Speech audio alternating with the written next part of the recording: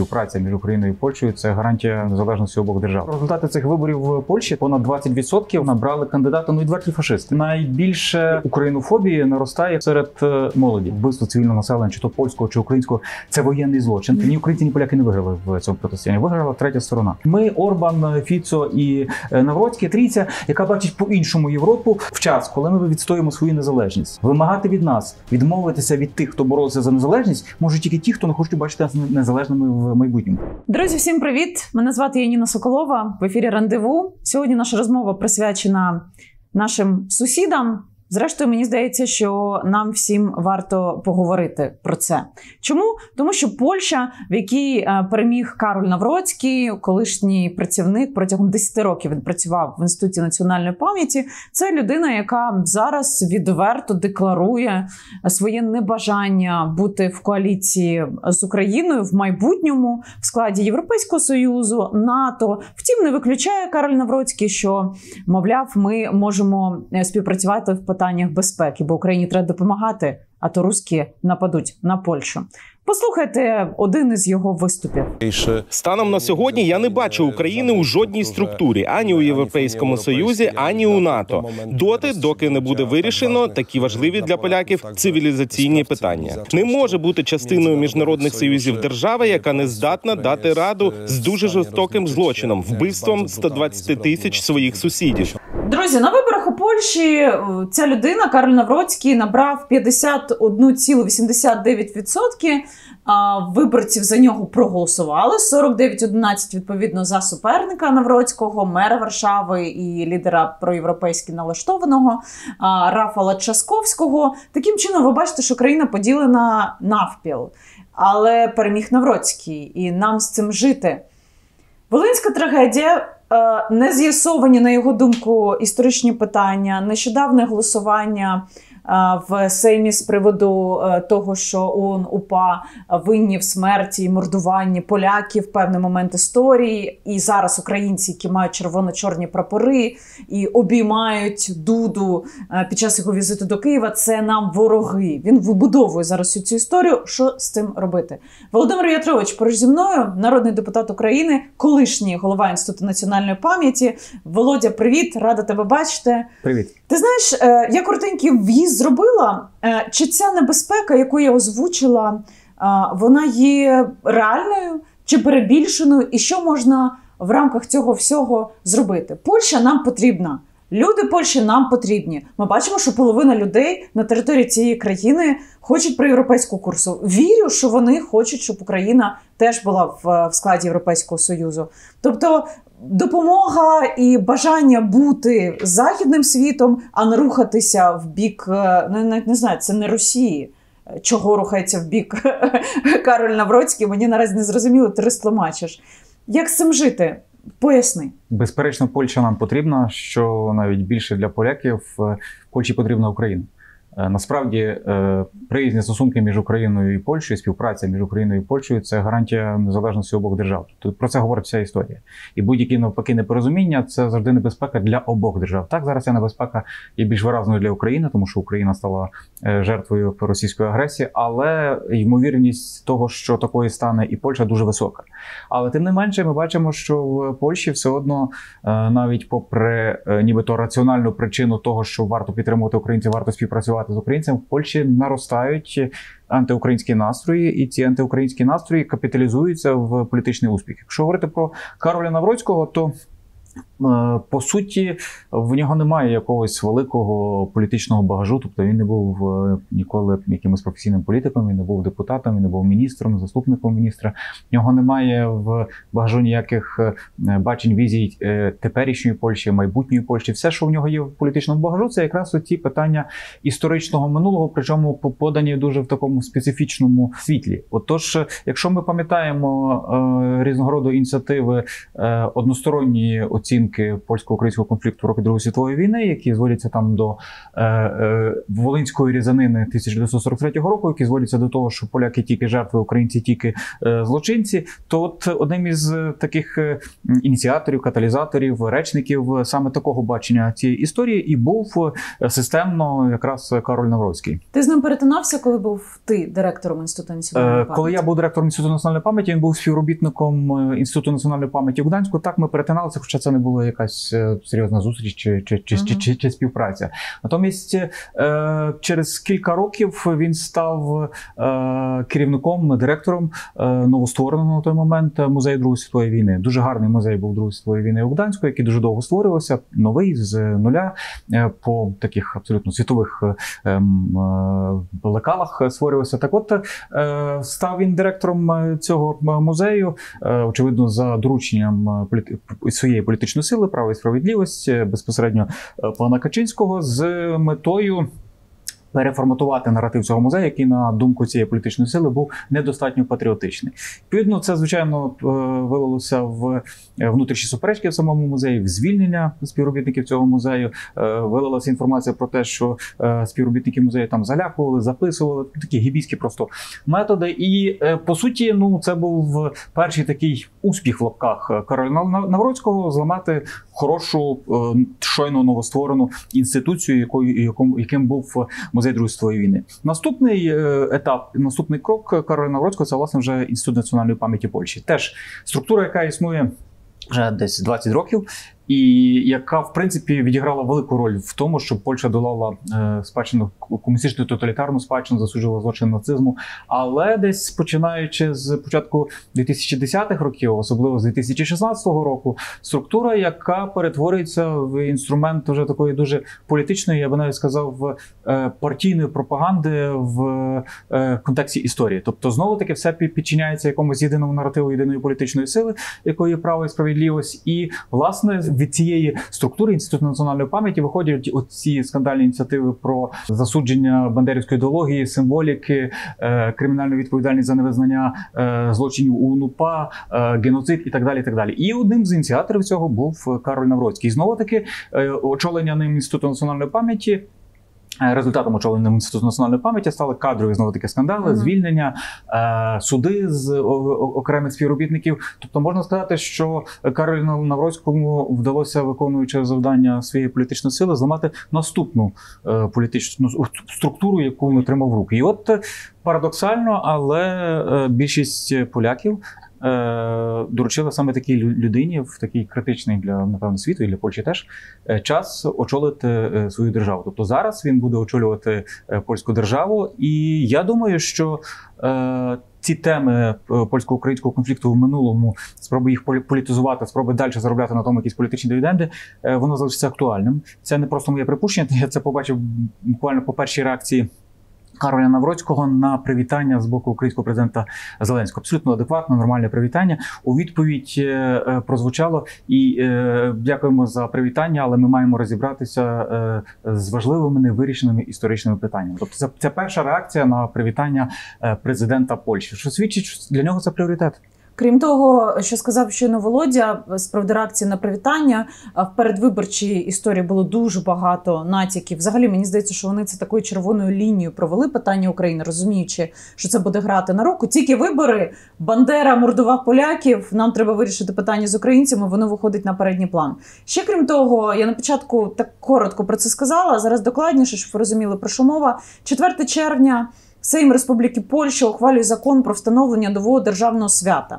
Відтепер, 11 липня, друзі, в країні відзначатиметься Національний день пам'яті поляків, жертв геноциду, вчиненого Організацією українських націоналістів та Українською повстанською армією на східних територіях Другої Польської Республіки. Міністерство закордонних справ України, друзі, назвало це рішення польського Сейму щодо встановлення Дня пам'яті жертв так званого геноциду, вчиненого ООН-УПА, таким, що йде врозріз із духом добросусідських відносин між Україною та Польщею. Польщі дозволили проводити пошукові роботи на місцях Волинської трагедії, щоб ви розуміли, що, власне, за ці роки сталося. Тобто ми не стоїмо, не відморожуємось від історії того, що нам потрібно залагодити.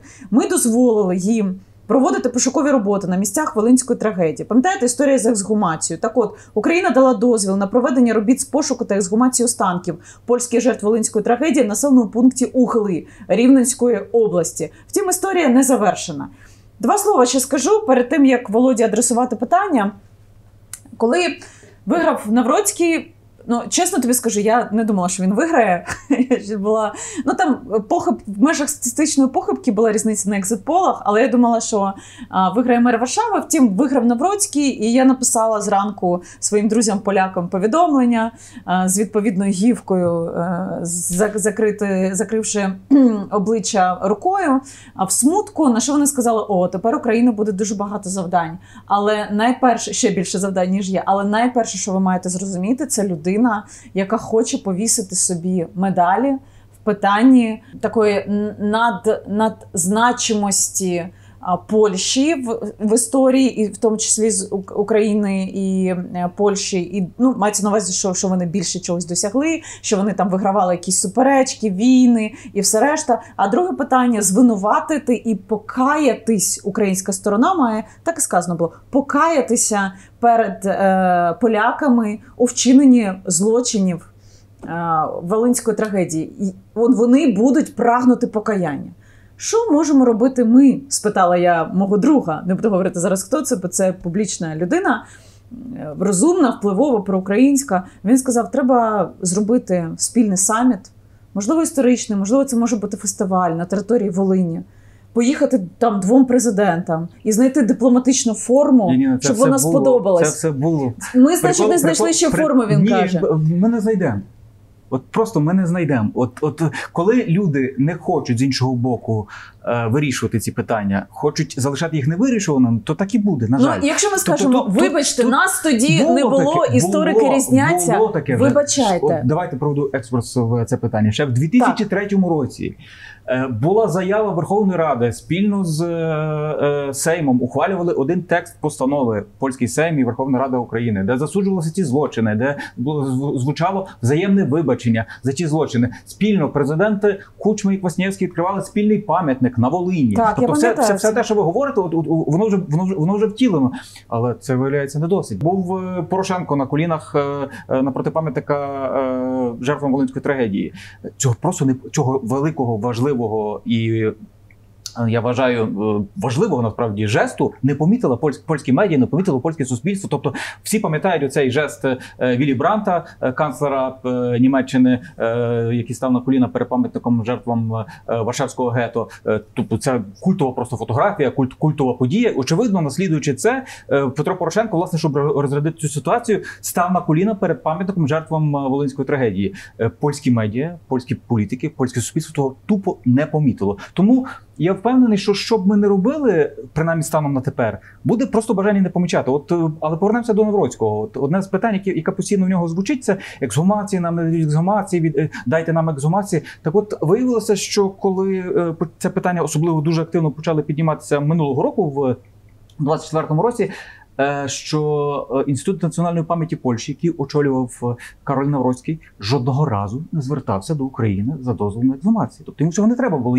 Їм важливо не ексгумації, їм важливо демонструвати, що їм не дають ексгумації. Тому от зараз відбулися вже ексгумації біля колишнього села Пужники на Тернопільщині. Ну, кричали, звичайно, дуже багато про Волинську трагедію 43-го року, але чомусь єдине місце, яке знайшли, де точно мали би бути кісяки, це далеко не Волинь, а Південна Тернопільщина, тобто це навіть невелика Волинь, теж називається. Далеко не 1943 рік, а 1945 рік. Далеко не така проста ситуація, коли нібито було знищено тільки польське село, а село, в якому було і НКВД, і істребітелі, в якому загинули і, власне, ці польські істребітелі, і, на жаль, цивільне населення. Так от, врешті-решт, провели там ексгумацію.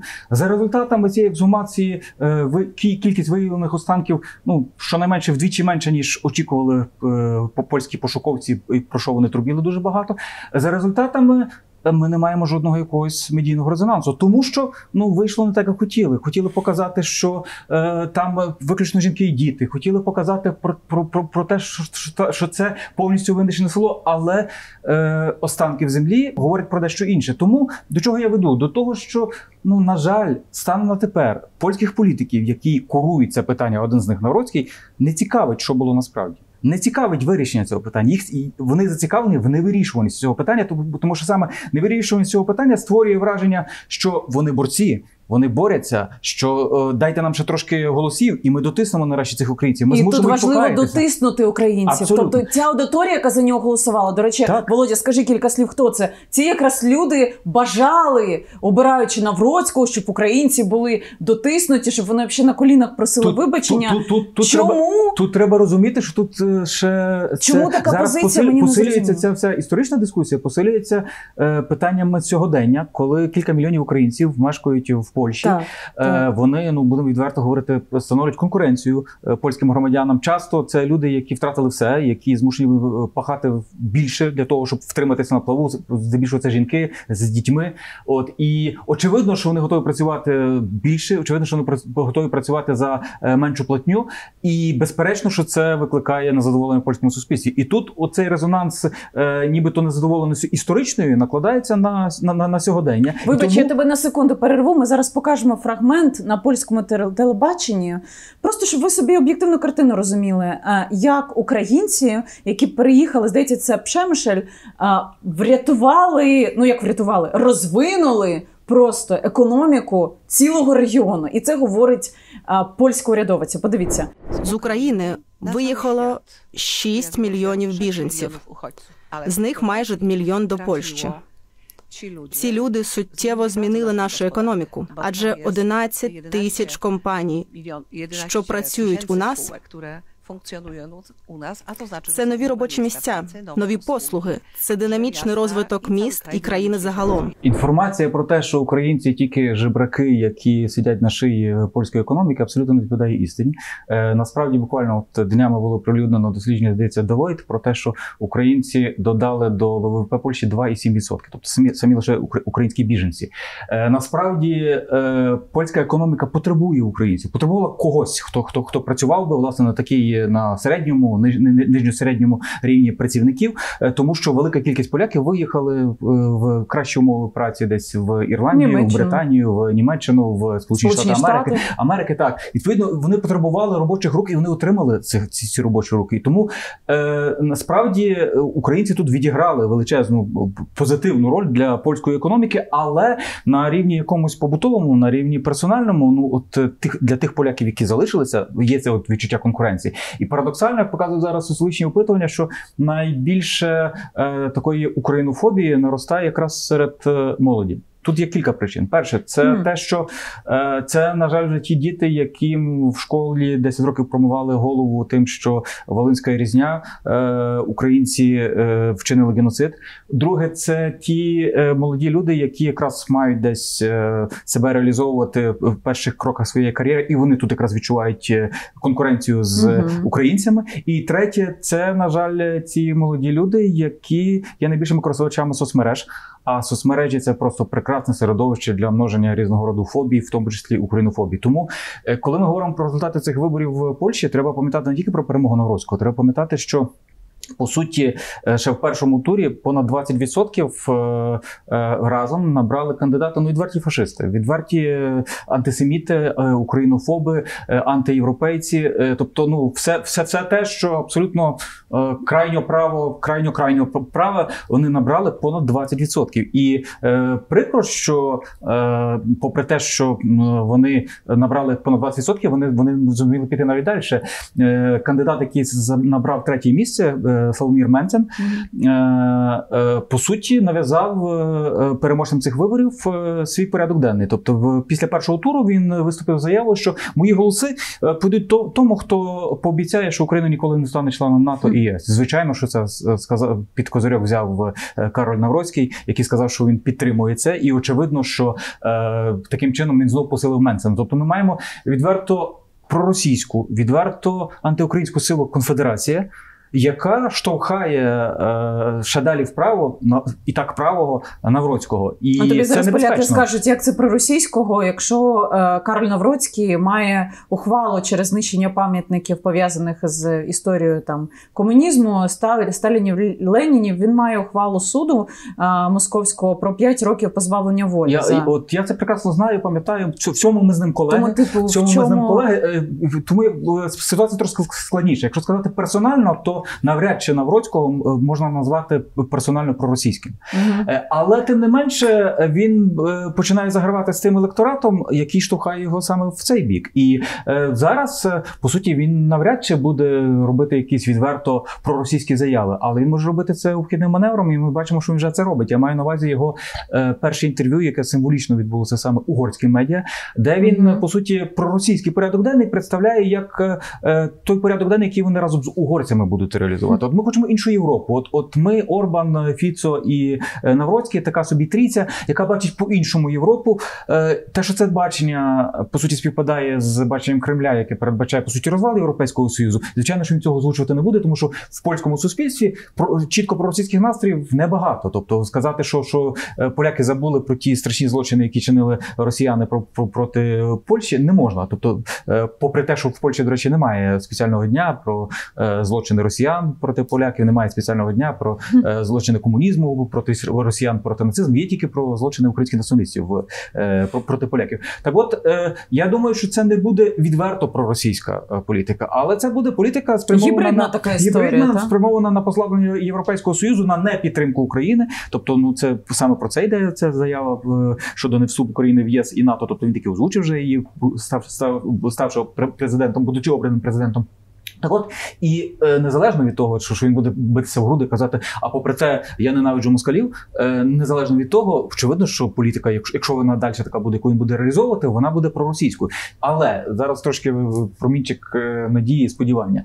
Все-таки за його спиною стоїть велика політична сила «Право і справедливість». Так, в цій політичній силі є багато таких людей, які готові використовувати і використовують антиукраїнську риторику, але там є і абсолютно проукраїнські політики, і там є більшість, принаймні в цій політичній силі, є більшість, яка є відверто антиросійською. Тому мені хочеться сподіватися, що вони таки трохи будуть його корелювати, що вони таки будуть його не давати йому йти надто в резонанс з кремлівською політикою. Тому що я думаю, що надмірний крен в бік до Росії означатиме для цієї політичної сили просто самогубство. Тому що польські націоналісти, часом навіть попри ненависть до українців, яка значною частиною їх є, але все одно більше ненавидять росіян, розуміють загрозу все-таки більшу від росіян. Тому будь-які дуже відкрито проросійські кроки, напевно, що будуть не сприйняті навіть виборцями самої партії «Право і справедливість». Друзі, ще кілька слів скажу. Окрім того, що вони мають претензії до історичних гріхів українців щодо них, ще питання, яке озвучено було Каролем Навроцьким, це питання економічної вигоди або невигоди для поляків щодо вступу України до ЄС. Ми зараз говоримо тільки про цю опцію. З НАТО ви розумієте, що тут не безхмарні перспективи, вірніше їх наразі взагалі, в принципі, немає. На найближчий час ніхто нас там не чекає, на відміну від Європейського Союзу. Тому тут важливо, мені здається, провести дуже правильний діалог. Я мала розмову з Міністерством закордонних справ і з Гошею Тихим, який від Міністерства закордонних справ якраз от нещодавно робив заяви на цю тему. І я передала йому ту інформацію, яку мені передали поляки, що якщо це вже було, як казав Леонід Кучма, якщо вже і президенти вибачалися, і ексгумація проводилася, то значить нам потрібно собі в голові поставити відмітку, що з кожним новим польським президентом, якщо він буде спадкоємцем подібних принципів і маніпуляцій, то ми маємо створювати умови для того, щоб вони собі відмітили, що вибачилися. І медіанізувати. У нас зараз, на відміну від 2003 року, більше поле можливостей це медіанізувати. Там всякі тіктоки, інстаграми і все решта. Але потрібно в цьому ключі щось робити. Що? Давай подумаємо. Я би хотіла, щоб цей ефір став, можливо, інформацію для дій. До речі, сумно, що немає досі директора Інституту національної пам'яті. Це проблема, насправді. Велика проблема, тому що ми півроку не маємо зараз очільника цієї інституції. В Україні мається на увазі. В Україні, так. В той час, коли ми прекрасно розуміємо, що питання національної пам'яті є питанням цієї війни так само. Так, тобто, з боку Росії, тепер бачимо з боку Польщі, з боку Угорщини, тобто це буде звучати. І от коли у відповідь на це ухвалення цього закону в Сеймі про День пам'яті жертв геноциду, організованого українцями, почало лунати, в тому числі серед моїх колег-депутатів, а давайте ми ухвалимо щось симетричне. Я кажу, а давайте ми краще призначимо замість дурної симетрії, тому що це дурість, а симетрією на дурість може бути тільки ще одна дурість. Давайте краще все-таки призначимо когось, хто буде очолювати цей інститут національної пам'яті і з цієї позиції буде реалізовувати, власне, в Україні політику національної пам'яті, з якою так чи інакше будуть рахуватися в Польщі. Ну, сподіваюся, це немає, до речі?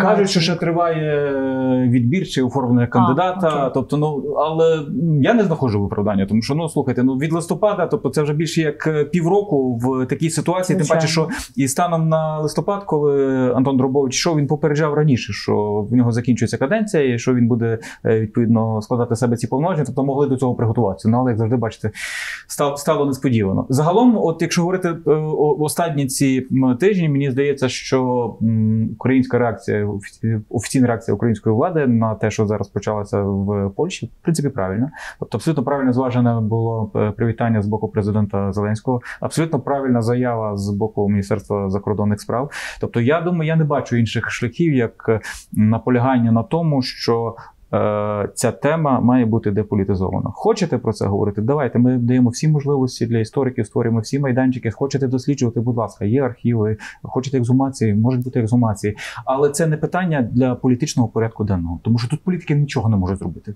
Політики не можуть змінювати минуле. Тобто ми вже, слава Богу, мені здається, і Польща, і Україна пройшли той період життя, коли політики вирішували, що було в минулому. Тобто це якраз, знаєте, таке комуністичне минуле, в яке не варто, напевно, повертатися. Тому я впевнений, що саме в такому руслі ми маємо комунікувати з Польщею, тим більше, що це не українське ноу-хау. Тобто це те, що роблять всі інші нормальні європейські держави, які вважають, що так, що між сусідніми народами дуже часто було непорозуміння і іншого шляху, як взаємне прощення і рух вперед. Позитивний рух вперед, ніхто не придумав. До речі, про ініціативи. От ми колись пропонували якісь, на відміну від цих днів пам'яті жертв, говорити про якийсь День польсько-українського єднання. Тобто обрати якусь дату, яка би говорила про нашу спільну боротьбу. А насправді в нашій історії безліч є прекрасних випадків спільної боротьби, в тому числі навіть в той період Другої світової війни чи перші повоєнні роки, коли та сама ненависна багатьма польськими політиками українська повстанська армія разом з польськими підпільниками боролася проти совєтської влади. Чого ми про це не говоримо? Чому ми не вшановуємо пам'ять тих, які подолали цю взаємну ненависть? Ми говорили про встановлення якогось спільного меморіалу, знову таки, пам'яті загиблих з обох боків. Тому що неправильно з точки зору історичної говорити тільки про загиблих поляків. Неправильно з точки зору політичної говорити тільки про загиблих поляків, тому що у нас теж є родичі тих, які були вбиті польським підпіллям. І очевидно, що якщо ми дозволяємо таку абсолютну асиметрію в питаннях минулого, це спонукає до того, що українцям можна все нав'язати. От подивіться, як це несподівано пов'язалося з цими, вибачте, дурнуватими блокуваннями кордону польськими фермерами. Тобто, це, до речі, електорат Навроцького. Це його електорат. Абсолютно. Тому що дано сигнал, що на українців можна тиснути і можна вимагати те, що нам потрібно, тиснучи на українців. Це було в контексті історичної політики. То давайте будемо вимагати від уряду щось, що нам потрібне, шантажуючи українцями. А до чого тут українці? От врешті дійшло до того, що це блокування кордону насправді не має нічого спільного з якимись кроками української влади, української держави, українського бізнесу, українців загалом, які нібито мали би заважати чи загрожувати польським фермерам. Ні, просто польським фермерам хотілося вирішити свої питання, а щоб не зробити це коштом українців, якщо, бачите, в історичних питаннях вдається тиснути на українців. Тому тут, на жаль, є такий зв'язок, який показує, що допоки ми не сформуємо якусь тверду позицію, що, вибачте, тут червона лінія, і говорити про засудження УПА, українського визвольного руху, відмову від цієї історії ми не будемо. це наше питання, це наш внутрішній погляд. Вам може подобатися, може не подобатися. Єдине, на що ми можемо домовитися, це домовитися, не домовлятися. Ви маєте своїх героїв, ми маємо своїх героїв, на цьому досить. З приводу своїх героїв, от я часто пишу інтерв'ю з військовими, і я чую прізвища там тих героїв, на кого вони хотіли би спиратися в українській історії. В основному це 3 прізвища зазвичай. Це Степан Бандера, це Шухевич і це Коновалець. І я розумію, що так склалося за ці всі роки війни, нашої сучасної війни, що інших героїв немає, і вже ім'ями цих героїв названі вулиці, названі батальйони. Люди військові ходять в військовій формі з, там, не знаю, значками або з шевронами, називають цілі підрозділи іменами цих національних героїв. І тут є Польща, яка вимагає, щоб ми фактично відмовилися від їхньої звитяги. У нас тут недалеко проспект Степана Бандери здоровезний, ми явно не будемо його міняти. Попри те, що я постійно намагаюся пояснити своїм польським колегам, які в легшому випадку крутять носом, що на що ви це так вшановуєте цих людей, в гіршому випадку взагалі протестують. Так от, насправді треба... І ми не будемо від цього відмовлятися. Ми не будемо відмовлятися, і як знайти спільне? Треба розуміти, що в шануванні Бандери, Шухевича, Коновальця немає нічого антипольського. Ми не шануємо, як ви класно били поляків, які в молодці. В жодному випадку. Тобто вони не хочуть цього розуміти. Тобто, тому що це не важко зрозуміти. Тому що насправді ключовий наратив боротьби УН і УПА – це антиросійський, антисовєтський, визвольний наратив. І насправді для нас, щоб вони мали зрозуміти з нашого боку, що в час, коли ми відстоюємо свою незалежність, вимагати від нас, відмовитися від тих, хто боровся за незалежність, можуть тільки ті, хто не хочуть бачити нас незалежними в майбутньому. Тобто, от таке, на жаль, у нас зараз наростає відчуття з боку тих претензій наших західних сусідів, тому що ми не втручаємося в те, кого вони вважають своїми героями. Кожен народ має на це право.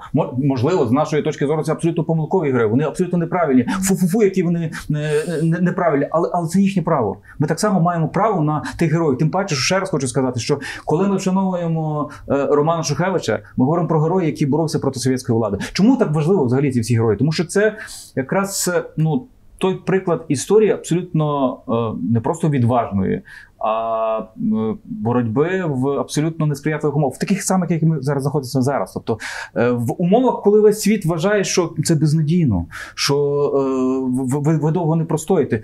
Ці хлопці простояли, не маючи навіть своєї держави, не маючи своїх офіційних збройних сил. Вони понад 10 років боролися вже після Другої світової війни. Безперечно, що це для нас має бути і є джерелом натхнення. Безперечно, що ми, які, слава Богу, маємо свою державу, які мають всі свої збройні сили України, опираючись на цей досвід, опираючись на цей пафос їхньої боротьби, ми вважаємо, що маємо право і обов'язок перемогти. Тому не дивно, що червоно-чорні прапори так важливі для цих хлопців. Тому не дивно, що от ці нагороди, які були розроблені ще повстанським графіком Нілом Хасевичем, вони зараз в державні нагороди України. Той самий вигляд. Ті самі хрести, які носили повстанці, могли носити повстанці, тому що їх виготовили тільки там в 50-му році. Їх зараз носять українські герої. Я знаю безліч тих людей, яких я зараз можу назвати героями. Дехто, на жаль, загинув, дехто живий, які виховувалися на цьому пафосі героїзму української повстанської армії. Дмитро Коцюбайло, пам'ятаю, що геть молодим хлопцем, який захоплювався Коновальцем, Шухевичем, Бандерою. І він став да Вінчі саме тому, що він захоплювався цією історією. Саме тому, що він розумів, яким героєм можна бути. І він просто втілив своїм життям, своєю короткою, але яскравою біографією того, хто такий український герой і що він вартий бути наступником цих людей. Це звучить пафосно, але ми живемо в такий час, який вимагає такого пафосу, тому що мова йде про питання життя і смерті. Абсолютно. Давайте зараз покажемо фрагмент.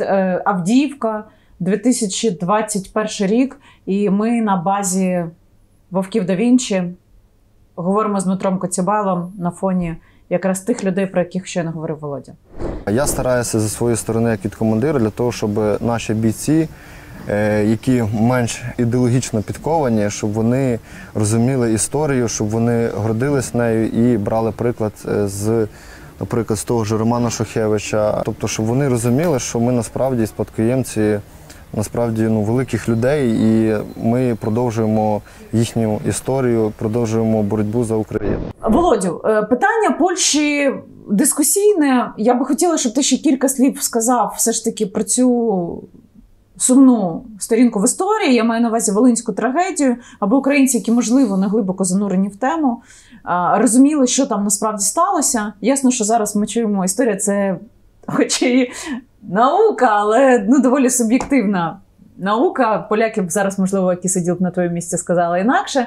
Втім, хотілося б почути твою версію, як це було. Поляки б сказали інакше, я б з радістю подискутував навіть в ефірі, перед камерами, з саме польськими істориками. Давай це якось зробимо. Ми колись таке робили з Акимом Галімовим, я готовий це продовжувати. Тобто от такі дискусії, попри те, що у нас можуть бути різні погляди, попри те, що вони можуть бути гарячими, з мого боку я можу заводитися, але я вважаю, що такі дискусії істориків з істориків, вони наближають нас до розуміння минулого. І дискусії з політиками довкола минулого – це ні про що. Вони нічого не дають для розуміння минулого, вони нічого не дають для того, щоб якось знаходити порозуміння в сьогоденні. Якщо вертатися в глиб історії, то в першу чергу треба розуміти, що саме означення там Волинь-43, воно неправильно, на мою точку зору, звужено, ані географічно неправильно звужено, і хронологічно. Тому що насправді нам треба говорити про набагато ширший і період, і територію польсько-українського конфлікту. Так сталося, що між українцями і поляками, як і між іншими всіма сусідніми народами, періодично були конфлікти. Так сталося, що в одній з цих воєн вже в 20 столітті поляки перемогли. Так сталося, що, на жаль, поляки, які взяли на себе зобов'язання дарувати там українцям, організувати українцям якусь автономію, саме тому їм дозволили окупувати цю частину теперішньої Західної України. Вони цього ніколи не зробили, навпаки взяли курс на деукраїнізацію, денаціоналізацію, на перетворення всіх в добропорядних польських громадян, аж до того, що били, вбивали, знищували церкви і так далі. Безперечно, що це, але так як мали за собою державу, то вони домінували, але це викликало спротив місцевого українського населення, особливо серед молоді, яка не бачила можливості реалізуватися. Між іншим, тієї молоді, яка в польських школах вчила про героїв-терористів Юзефа Пілсудського, які класно боролися проти російської влади, здійснюючи теракти, і, звичайно, на натхненні героїзму того самого Юзефа Пілсудського почали з'являтися наші Пілсудські, Бандера, Шухевич і так далі, які вчилися в польських школах з тих самих підручників історії, де розповідали про такого роду боротьбу, як героїзм. Тому там вони цього, власне, і набиралися. Так от, а потім розгоряється Друга світова війна, коли і польська держава зникає, коли за польські національні інтереси починають боротися польське підпілля, паралельно з ним на тій самій території колишньої східної Польщі, а теперішньої Західної України, розгортається діяльність Української повстанської армії, яка бореться за незалежність. Були спроби знайти порозуміння між цими визвольними рухами, але вони розвіялися об те, що поляки не могли поступитися з цих територій. Тобто, з одного боку, їх можна зрозуміти, тому що вони відстоювали свою територіальну цілісність до 1939 року, це була їхня міжнародна концепція. З другого боку, так само і підпільники українські не могли відмовитися від Західної України, так як це був головний терен їхньої діяльності, і вони боролися за українську самостійну соборну державу, тобто яка включала все. Врешті це перейшло до повноцінної війни між обома підпільними рухами, а так як це війна підпільна партизанська, то очевидно, що ймовірність дотримання якихось правил війни в такого роду війни ще нижча, ніж в звичайних регулярних війнах, хоча Друга світова війна і так відзначається колосальними воєнними злочинами, які чинили фактично всі армії, що брали участь в цій війні. Безперечно, що в цьому конфлікті, в цій війні між українцями і поляками обидві сторони чинили воєнні злочини, тому що вбивство цивільного населення, чи то польського, чи українського, це воєнний злочин, і цього ніхто не заперечує. Так, в цьому протистоянні загинуло більше польського населення, тому що основною територією, де відбувався цей конфлікт, була українська територія, де абсолютно більшість становили українці. Тобто співвідношення на Волині було 1 до 8. Безперечно, що в такому співвідношенні загинуло більше саме поляків. Точні цифри ще обговорюється і дискутується, причому обраховується саме українськими дослідниками, не польськими дослідниками. В Україні, в Українському католицькому університеті є спеціальна група, яка проводить підрахунок, якщо я не помиляюся, станом на зараз співвідношення десь 50 тисяч вбитих поляків, 30 тисяч вбитих українців, а не 100 тисяч цифрою, яка просто гарна, з еротичними, вибачте, ноликами в кінці, яку постійно з закону в закон перекидають польські політики, а деяким вже замало, вже говориться про 120 тисяч, хтось хоче говорити про 500 тисяч. Тобто відбувається така, вибачте, просто таблоїдизація історії, коли все перетворюється в абсолютно жовто. Ці криваві сторінки перетворюються в жовті сторінки, і хтось просто тупо заробляє на цьому дивіденди. Тому треба розуміти, що, на жаль, це сталося, ця сторінка. І єдине, що ми можемо зробити з цієї сторінки, це не переписати її, як хочуть деякі польські політики, переписати таким чином, щоб вони були тільки невинними жертвами, а взяти такий урок з цього. А урок полягає дуже в простій, насправді, речі, які і дуже актуальні зараз речі, що це протистояння, насправді, було безглуздим і безкорисним ні для українців, ні для поляків. Ні українці, ні поляки не виграли в цьому протистоянні. Виграла третя сторона. І от коли ми зараз знову будемо роздрапувати ці рани минулого для того, щоб хтось поживився цією кров'ю, в якій він чомусь бачить якісь свій політичні дивіденди, то безперечно, що це знову спричинить до непорозумінь між українцями і поляками. І цими непорозуміннями знову скористається третя сторона, ця третя сторона та сама. Тобто, от вся суть цієї історії, яка, насправді мала би залишитися в історії. Я вважаю, що постійно повторюю цю одну з улюблених фраз Хосе Ортега і Гассета, що історія нас не вчить, що ми маємо робити, але вона нам чітко показує, чого ми не маємо робити. От історія польсько-українського конфлікту – це про те, що ми не маємо робити. Тобто давайте тільки так її запам'ятаємо, і на цьому досить. Я би хотіла зараз звернутися, якщо нас дивляться українці в Польщі або нас дивляться поляки, час від часу я бачу ваші коментарі під нашими відео. Ми відкриті до того, аби влаштувати дискусію.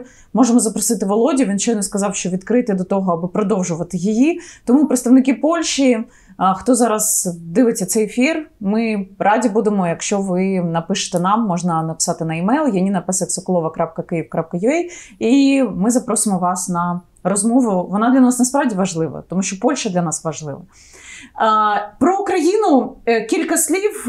Ти сказав парадоксально те, що повномасштабне вторгнення Росії, розпочате Путіним і продовжене Путіним, парадоксальним чином сприяло консолідації українського суспільства. В інтерв'ю Главкому ти наголосив, що війна відсунула в тінь наші історичні розбіжності, зокрема питання примирення між ветеранами УПА і Червоної армії. Дійсно, зараз взагалі ніхто про це не говорить, всі об'єдналися в розумінні теперішньої історії, проте вже ніхто, в принципі, не згадує. Це примирення вже відбулося на рівні онуків. Наступні покоління разом захищають Україну і вже не грає ролі. Ти у 40-х були діди, чи то у Червоній армії, чи то в УПА, зазначив історик. Це дійсно так. Ви можете написати в коментарях, що думаєте про це, а моє запитання... Це справді працює, але я дуже хочу сподіватися, що нам не треба буде вдаватися аж до такого способу для польсько-українського примирення, що нам не треба буде в одних окопах сидіти для того, щоб зрозуміти, що насправді ворогом є третій. Тому давайте до того не доводити, а насправді маємо розуміти, що до цього близько. До цього близько. І мені здається, що от ще одна шкода від цього занурення в минуле польсько-українського конфлікту, просто провалюється горизонт огляду того, що зараз відбувається. Тобто, допоки ти бачиш тільки про якусь біль в минулому, допоки ти бачиш, плекаєш в собі ненависть до українців, які там вбили твоїх предків, ти не бачиш того, що відбувається зараз. Ти не бачиш того, наскільки небезпека наближається до тієї самої Польщі. Тобто ми постійно говоримо, і це правильно, що нам дуже потрібна Польща, нам дуже потрібні поляки. Ми маємо за що дякувати Польщі, особливо в 22-му році, особливо полякам в 22-му році. Але разом з тим, мені хотілося б, аби і в польському суспільстві було розуміння, наскільки важливу місію зараз виконують українці для поляків. Тому що те, що ми зараз стримуємо на собі Росію, це дає шанс Польщі підготуватися до тієї війни, яка дуже близько до самої вже Польщі. Якщо, не дай Боже, щось погане станеться з Україною, з українською армією, якщо Україна програє, то війна почнеться, зокрема в Польщі. Якщо ми переможемо, то це буде перемога не тільки України, це буде перемога і Польщі, до якої не докотиться ця війна. Передача Росії території, які контролюються владою України, це відкидають 78% опитаних українців. Це от свіже опитування. Крім того, ти, напевно, бачив опитування КМІС, більше 50% українців не готові йти на поступки щодо території, а готові терпіти війну до кінця, наскільки це буде потрібним. Ми з вами говоримо після чергових ночей невиспаних. Скажи мені, це результат чого? Це результат чого? Я допускаю, що є кілька наших західних партнерів, я маю на увазі європейські країни, які б в цьому періоді війни, якщо б вони дожили, а не втекли, всі їхні громадяни, вони б могли говорити так, як сказали українці при опитуванні. Ну, можливо, Британія, можливо, ще там кілька країн, не буду зараз, щоб нікого не ображати, але Британія точно, вони якби знають за що. А решта, на мою думку, взагалі не відстрілюють, вибачте на цьому слові, що, власне, відбувається. Ми є носіями реалістичної картини того, що відбувається у світі. Хто ворог, хто друг, що з цим робити. І але, Яніна, ми за це дуже багато заплатили. Так, ми за це заплатили в минулому, тому я думаю, що історія відіграє свою роль. Ми усвідомлюємо те, що жодні поступки не зупинять Росії. Тобто ми прекрасно розуміємо, абсолютно більшість українців прекрасно розуміє, що Росія хоче нас знищити. Але мова не тільки в якійсь далекій історії. Я живу біля Бучі, і я дуже добре пам'ятаю моменти, коли частина людей, мешканців Бучі, могли, в принципі, евакуватися з Бучі, могли виїхати з Бучі, але не виїхали, тому що вважали, що нам боятися цих росіян. А я вні політики, я нічого поганого і не буду робити. Вони такі самі, як ми, ані же браття, ми ж слухаємо одну музику, дивимося одних сватів і так далі. Частина цих людей не пережили цієї окупації. Так от, росіяни, які кричали завжди можемо повторити, повторили для нас страшний урок історії. Тому ми це пам'ятаємо. Тому для нас це не просто якісь сторінки з підручника, який хтось читав, хтось не читав. Це те, що сталося буквально нещодавно. Це те, що стається кожен день.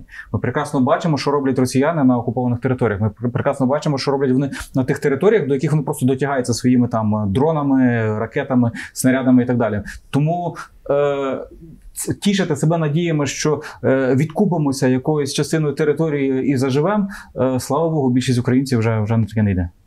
Ти зараз відчуваєш, в якому моменті історії ми перебуваємо? Ти згадав про Бучу. Я була у подруги в Ворзелі на цих вихідних, от що були, а поруч живе подруга в Бучі. Я пам'ятаю ці перші дні війни. Її мама, моєї подруги Ані, в Ворзелі пережила окупацію. І я їду від них і бачу в телеграм-каналі, як затримали мешканця Бучі, який був коригувальником вогню по Києву. Я думаю, що з нами не так? Я відкриваю, дивлюся на цих мешканців Бучанського району, Приірпіння, там, які, я просто їх конкретних цих людей знаю, які слухають далі російську музику, дивляться російські фільми, говорять російською, читають, промотують книжки Орвела російською мовою, хоча й чудовий переклад українською. Тобто вони залишилися там, і при цьому вони на цій трагічній ділянці нашої історії, в цих будинках, які могло б не бути, і їх могло б не бути, вони продовжують жити. От для мене оце питання для тебе, Володю. Що має статися, аби пласт українців, які є свідомими, які є патріотами своєї країни, які розуміють, хто є ворог і які наслідки від російської культури і російської мови можуть нести ось такі інтеграції, коли вони цих людей стане менше? Скажу неприємно, але частина взагалі не зміниться. Тобто вони такими були, такими залишаться. А чому ти так вважаєш? Тому що для цього, щоб змінитися, потрібно мати якийсь внутрішній потенціал, внутрішнє бажання. Тобто вони просто тобі? Якщо навіть страх, ліниві. Ліниві. Якщо навіть страх не спонукає як чинник до цього, то навряд щось змінить. Але добра новина полягає в тому, що, як показують ці події, а їх, слава Богу, не так багато. Вони голосно звучать, тому що кожне таке слухання підлітками російського репу, воно заводить, воно резонує, бо воно болить. Але насправді цього не так багато. Насправді це не є таким масовим. Насправді, мені здається, що ми все одно провели колосальні, змінилися як суспільство в цілому. І тому це буде якоюсь частиною нашого суспільства. Ще деякий час. Це буде навіть, хтось дуже обурюється, що це саме серед молоді, ці всі русські репи і так далі. Але, знову-таки, спробую позитивно на це подивитися. Це радше якась контркультура. Тобто я пам'ятаю, в часи моєї молодості такою контркультурою було щось українське. Тобто були якісь там готи, скіни, а були українці. Такі чудаки, які слухали українську. А зараз навпаки. навпаки, зараз Це дуже мейнстрім круто, український, але хтось хоче виділитися, повикаблучуватися, і давайте я буду слухати цей русський реп. Тобто якась частина суспільства, молодь, зокрема, буде, бо це їхній якийсь внутрішній бунт. Частина перехворіє, частина, на жаль, може залишитися в російському такому культурному середовищі. Це не значить, що нічого треба робити. Мені здається, що навпаки, що зараз якраз треба знову-таки говорити про посилення ролі держави в зміцненні української культури, української мови. Тому що той етап, який ми пройшли з 19-го року після ухвалення закону про функціонування української мови як державної, він вже себе вичерпав. Тобто ми зробили багато. Можеш 3 кроки сказати, які треба робити, щоб не просто ми... Я думаю, що нам однозначно формою. треба... по-перше, треба конкретна підтримка творцям україномовного контенту. Тобто мова йде і про літературу, про музику, про кіно. Цього дуже мало зараз. Тобто, дуже часто ми по інерції споживаємо те, що було створено там до 2019 року. Що ще? Думаю, треба думати про якісь обмеження російськомовного контенту, в тому числі через інтернет, соцмережі і так далі. Думаю, дуже конкретний крок я за те, щоб закривати Телеграм, тому що я впевнений, що це небезпечний інструмент, попри те, що він може бути до певної міри корисним, але, треба не забувати, хто це створив і для чого воно було створено. І TikTok теж. Це відсоток. І TikTok це зло абсолютно. На жаль, ми бачимо, що в дуже багатьох країнах демократія починає хитатися якраз через такого роду соціальні мережі, які є прекрасним інструментом дестабілізації. Запитань багато від глядачів. Ми їх сьогодні, в принципі, всі обговорили від вас, від глядачів. Але от підсумую питання Володимира Бабенка. Чому полякам вдалося створити свою державу, Першу Річ Посполиту і всі решта, і бути успішними зараз, а українцям наразі ні? І що із цим зробити? Тому що ми значно ближче до Росії. Росія – це джерело зла, радіація, яка руйнує все, що поруч з нами. Що з цим робити? Руйнувати Росію. Ти найближчі 5 років яким бачиш? Яким бачу, я думаю, що так чи інакше, можливо, не тільки в формі збройного протистояння, але війна з Росією буде продовжуватись. Тобто треба розуміти, що Росія, навіть якщо буде якесь перемир'я, перестане стріляти, Росія не залишить нас в спокої, вона буде пробувати впливати на нас інформаційно, культурно і так далі. Тому війна буде тривати і до тих пір, поки Росія існує в такому вигляді, як вона є зараз, у вигляді імперії, буде війна. Тому давайте руйнуємо цей Карфаген. Це можливо? Абсолютно. Ми зараз як ніколи близькі до того. Ти можеш навіть інструменти назвати? Ми зараз як ніколи близькі. Інструменти, Збройні сили України, Українська держава і наша робота, СБУ, окей, Сили оборони, скажімо ширше. І українці, приклад українців, які змінюють світ. От ми сьогодні з вами говорили про Бандеру багато. От це той, якщо можна так сказати, ген Бандери, абсолютно такої нескореності, непокори, який готовий боротися в абсолютно, здавалося б, несприятливих умовах, які врешті змінюють ці умови. Швидко книжку назви, яку радиш почитати? Почитайте мою, «Наша столітня». Короткі нариси про довгу війну. Це якраз про те, коли почалася ця війна і чим вона закінчиться. Володимир В'ятрович, напишіть в коментарях, що думаєте. Сподіваюсь, вам була цікава розмова. Дякую, що додивилися її до кінця. Підпишіться на наш канал. В описі знайдете способи, як допомогти нам створювати подібний контент. До зустрічі!